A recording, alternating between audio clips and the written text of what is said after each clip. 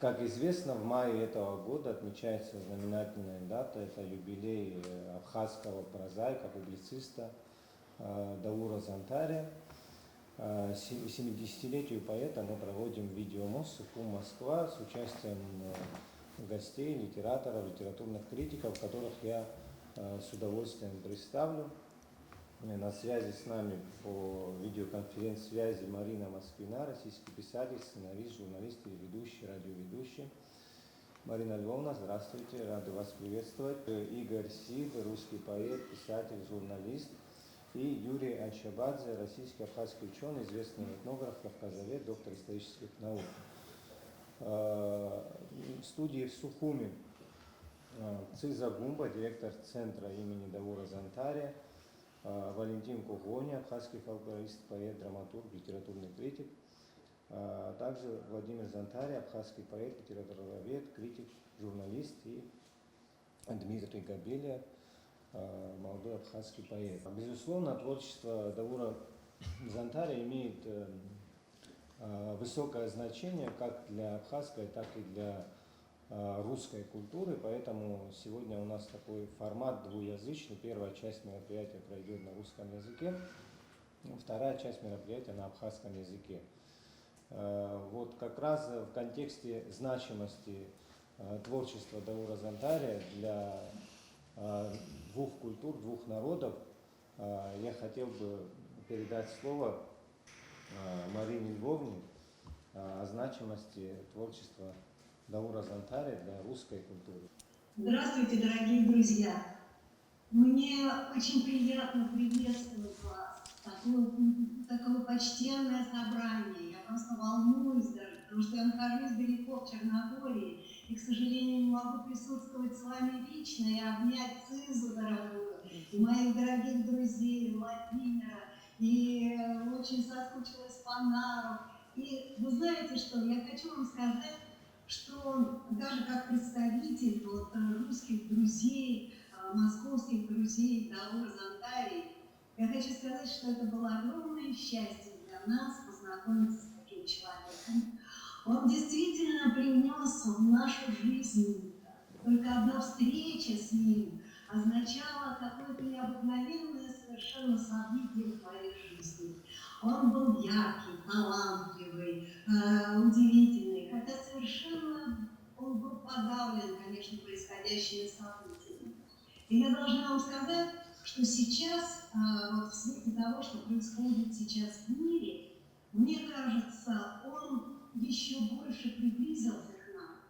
И его роман «Золотое колесо», его рассказы, его повести Янжиканума «Пойденное счастье», «Масюпачу» и «Куба», особенно «Золотое колесо», стало каким-то очень важным предупреждением всему человечеству. Не зря Андрей Витов говорил о нем, что все эти вещи, которые он написал, они сулили ему мировую славу. Это правда. Я считаю, что Даур Зантария должен быть переведен сейчас на все языки мира, переиздаваться. Я все делаю для того, чтобы в Москве все-таки снова вышла эта книга. Книга, которую вообще было полнейшим безумием с моей стороны взяться выпускать книгу Даура, когда его не стало. Действительно, его абхазские друзья издали книгу «Золотое колесо» небольшим тиражом, и мне был подарен первый экземпляр этой книги. Даур сидел на ступеньках метро на станции, мне кажется, Маяковская, и подписывал мне книгу, экземпляр номер 1. И тогда, прочитав уже, до этого я читала, конечно, эту вещь в журнале «Знамя», и перечитав ее снова, я поняла, что, особенно когда его не стало, я поняла, что эта книга должна быть издана. И это было, конечно, с моей стороны невиданной храбростью и даже нахальством сказать, что сейчас мы ее издадим. Кто я такая? Я такой же писатель, такой же странник, как Даур, который пристраивает свои книги, написав и не знает их судьбы. Но судьба «Золотого колеса», и сейчас мы это понимаем, я повторяю, с особенной силой, насколько это было предупреждение всему человечеству о том, что такое Родина, что такое война для нас, когда он сказал, что Родина – это звездное небо над головой, закон, царь, и только потом уже, в последнюю очередь, место, где ты родился. И это говорил человек, для которого Абхазия и Сухум были необыкновенно дороги. Он так тосковал о Сухуме, когда он ходил по Москве и говорил на Пушкинской площади, а вон там могло бы быть и море.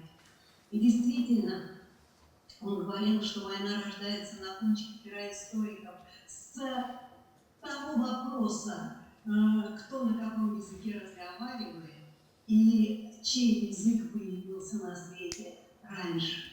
Разве это повод для вражды? Но он был мудр до уровня необыкновенно. И он говорил, что только золотая кита Господа знает, как повернется судьба этого мира.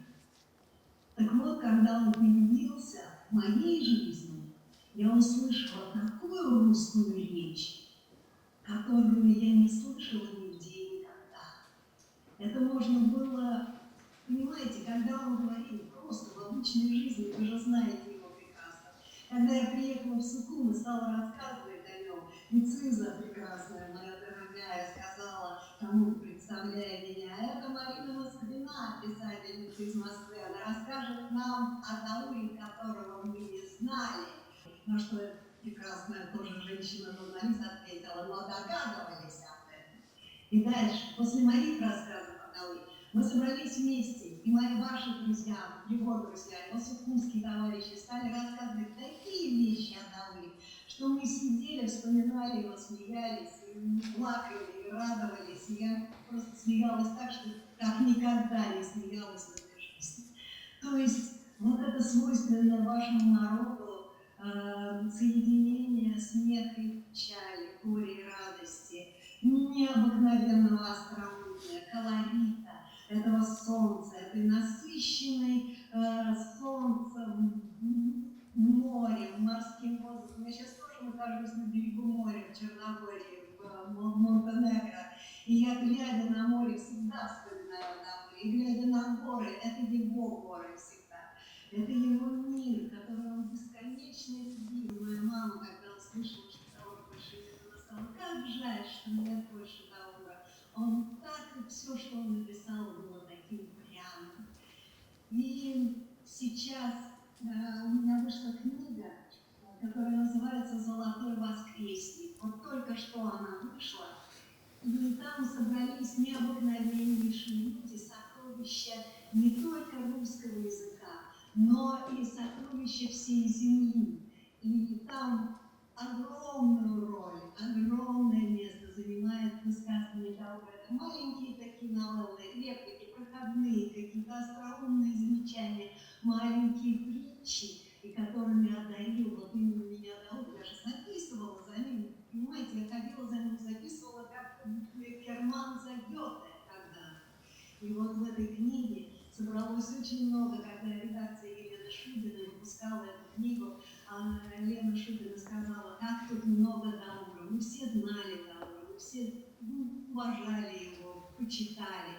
И сейчас мне хочется просто, чтобы мы слышали вот это его слово русское, которое заключено в его прекрасном стихотворении.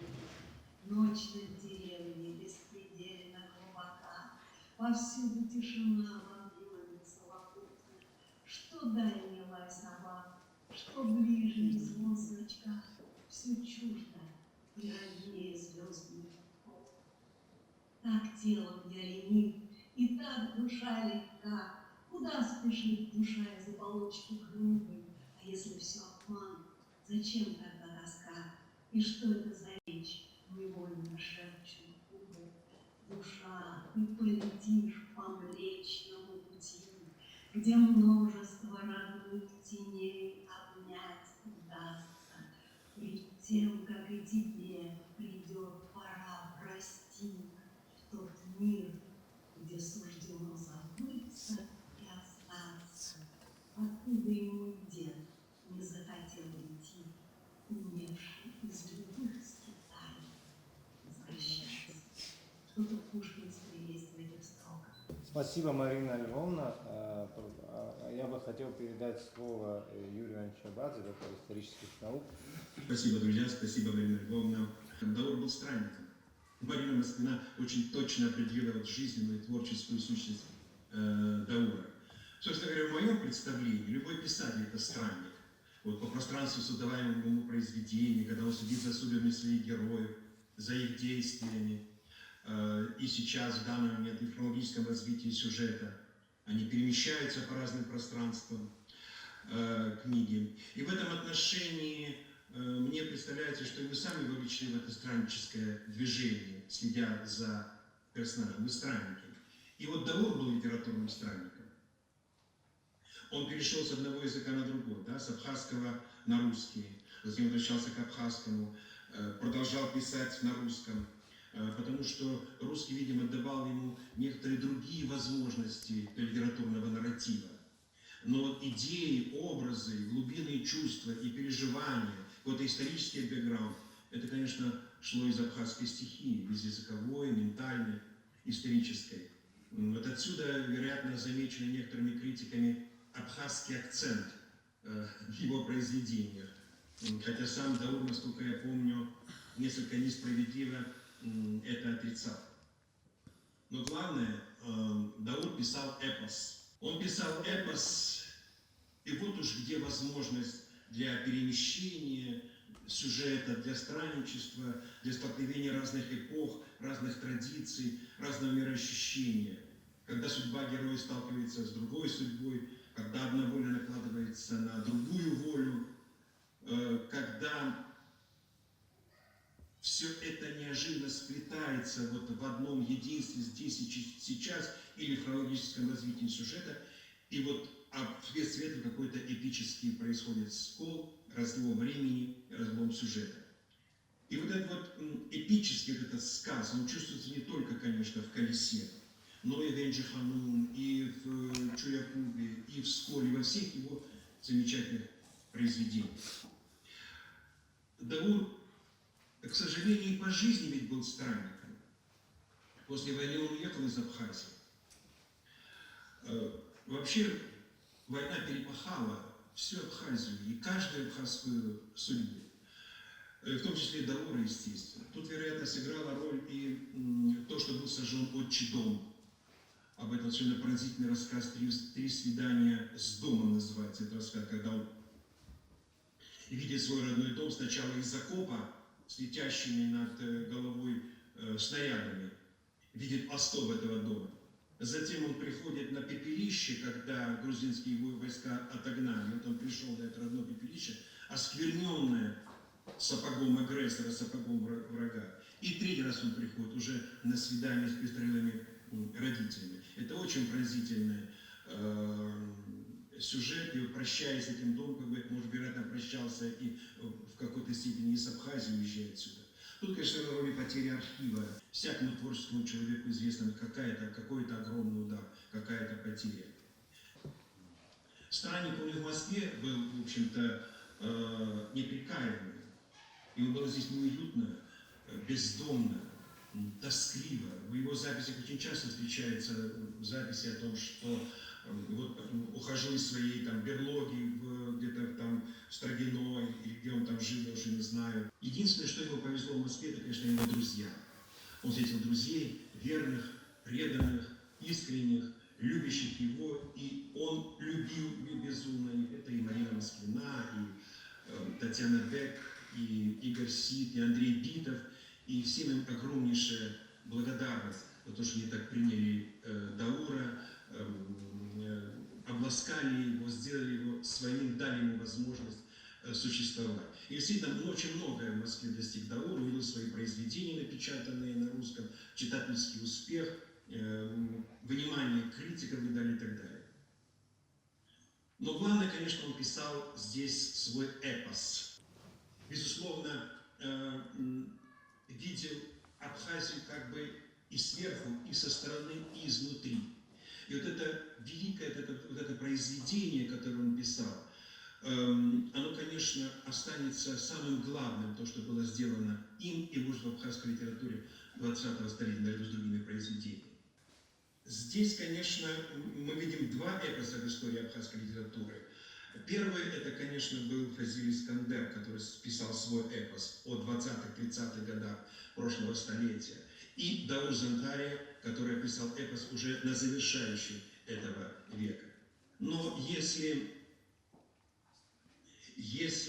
Фазиль писал, вспоминая об этом времени, согретым золотым детством, близостью всех родных и так далее, то Даур писал о своем времени, в котором он был, время разломе, время войны, и поэтому он был более жесток, более откровенен, более смел в своих позициях и своих умозаключениях, и художественных, и чисто таких человеческих, философских. Мне представляется,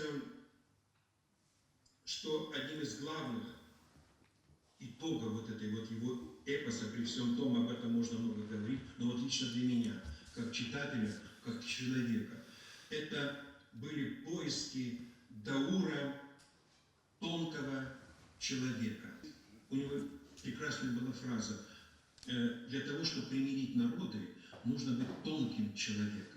Вот это очень глубокая и великая фраза, как мне кажется. У него много фраз у Даура, которые можно буквально развести на пословицы, на предание тайны. Но вот это для меня, лично для меня, оно очень важно. Быть тонким человеком. Вот это, что он взыскует Даур этого человека, и он его не находит, к сожалению. Вот в его произведениях этого, к сожалению, никто не нашлось тонкого человека. Ни чтобы понять Энчихану, ни чтобы понять Наалу, которая закончила свои дни в петле, да? Что они сказали? Дура, они сказали, она не понял, не было тонкого человека, который понял бы ее. Ни Могилю, в конце концов, никто не понял. Даже собаку Мазакуай, и то никто не понял. Вот не было тонких людей. Вот это очень страшная ситуация, которую, мне кажется, описал Даур, и которая вот должна остаться для нас завещанием и напоминанием. Потому что мне было не страшно, что бы сейчас сказал Даур в наше время, когда идет война, когда громыхают танки, когда есть люди, которые воспевающие эту войну, призывающие на эту войну. Нет тонких людей. Об этом сказал нам Даур Зантарий. Я не знаю, как бы завершилась дальше бы его жизненная судьба. Может быть, он бы, странник Даур, он поехал бы в другую страну, какую-нибудь Европу, и там бы пожил. Но я знаю, что в конце концов он вернулся бы в Абхазию. В «Колесе» у него замечательная фраза: «История обтекает Абхазию». То есть при всей сложности, при всей критичности, которое отношение Даура к Абхазии, а он достаточно критичен, он не становится локатурным, он не возносит Абхазию к небесам. При всей любви он видит вот эти вот какие-то отрицательные моменты, это видно в «Колесе». Но при всем том он вернулся в Абхазию, потому что история обтекает Абхазию. И как бы ни было, основные базовые исторические корни Абхазии, они остаются неизменны. Не только там, где он себя чувствовал, естественно, дома, в своей среде, в своем душевном покое. Ну а нам всем остаются, конечно, его работы, его книги, его произведения, которые останутся выдающимися и в абхазской, и в русской литературе. И, конечно, их будут помнить до тех пор, пока существует эта литература, абхазская и русская, пока человечество не разучилось читать. Спасибо, Юрий. Вы как раз, когда говорили о друзьях московских Даура Зантария, упомянули уважаемого Игоря Сиду, он как раз с нами сейчас на связи. Я хочу вот что сказать, что задача исследования, которую я осмелился взять на себя, она очень сильно обязывает к отрешенности. Пытаться нужно быть объективным, то есть нужно отключиться от той любви, которую испытываешь к человеку, к его памяти, к его произведениям. Нужно смотреть на это каким-то суровым объективным взором. Что делает исследователь? Он в том числе сравнивает, есть такой термин компаративистика, сравнивает тексты автора с его другими текстами, с текстами других авторов, и сравнивает его самого как автора и как человека с другими деятелями мировой культуры. И вот, когда я думал, из какой точки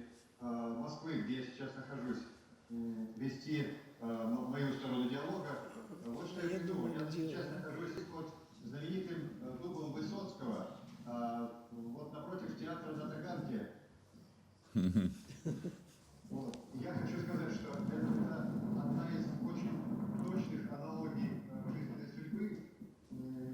То есть Владимир Высоцкий и Даур Зантария, они во многом похожи своей собственной историей и биографически, и силой своего творчества, в том числе, и силой своей личности. И вот тут я хочу добавить к чисто, может быть, филологическим изысканиям необходимость исследования личности Даура и его биографии с точки зрения различных разделов антропологии, потому что, дорогие друзья, это был непростой человек. Это был человек с безусловными мистериальными способностями. Мы знаем, что это такое. В разные века это называлось по-разному. Это был, говоря простым литературным языком, удивительный человек, у которого были удивительные таланты, способности, в том числе талант еще с юности, талант видеть людей насквозь, понимать людей. Это некая такая информация, которая приходит далеко не каждому к концу жизни. Даур Зантария был наделен этим с ранних лет. И вы знаете, когда я думаю о нем как о поэте, тут возникает очень интересная такая, не то чтобы ассоциация, а дело в том, что по-абхазски слово «поэт» звучит «поэт», и это максимально близко к исконному звучанию древнегреческому «поэтес». Потому что по-русски это, собственно говоря, калька, вернее, взято грубо через французский язык «поэт». На самом деле «поэт», «поэтес». И вот очень важный момент, связанный с поэтическим творчеством Даура. Тут Марина уже прочитала самое знаменитое и, вероятно, самое такое масштабное произведение Даура в поэтическом жанре. Это сонет «Ночь». И тут я хочу сказать важную вещь. Поэт, настоящий поэт, он не только производит не только тексты, он вдохновляет других. Он вдохновляет других поэтов, которые читают его тексты, писать не вслед за собой, не подражать ему, но писать по-своему. Он вдохновляет переводчиков. И я знаю, что сейчас переводятся тексты уже много лет на разные языки, и о Дауре будет знать, в общем-то, мировой читатель со временем. И помимо прочего, этот сонет «Ночь» Даура Зантария, он вдохновил композитора Алексея Глашко, композитора и видеорежиссера, на создание замечательного видеоклипа, пересмотреть который, конечно, вы его все видели, пересмотреть который я приглашаю всех.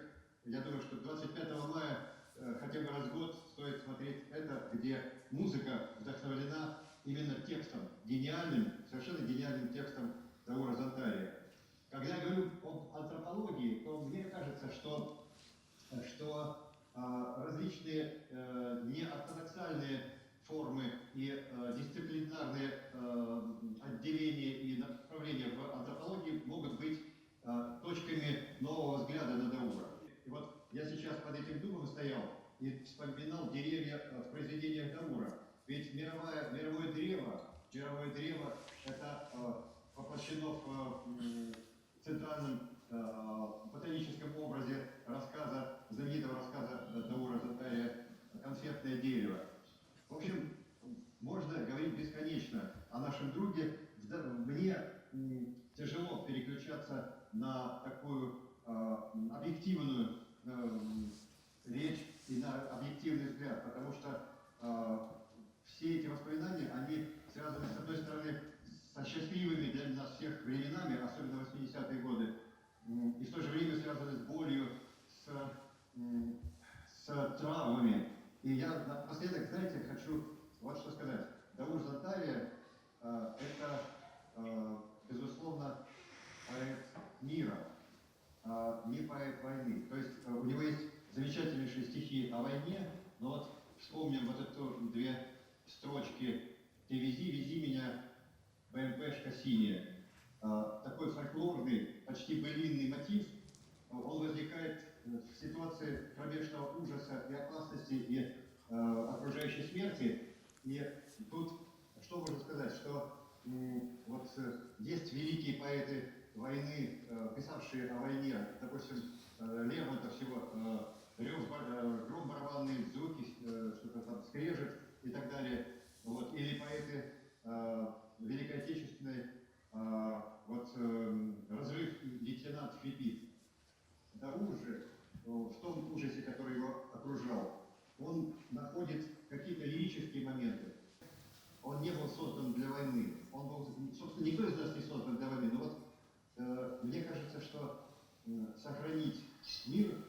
проще, когда даже на войне поэт пишет былинным или лирическим каким-то в лирическом ключе. Спасибо, Игорь. Спасибо, уважаемые гости.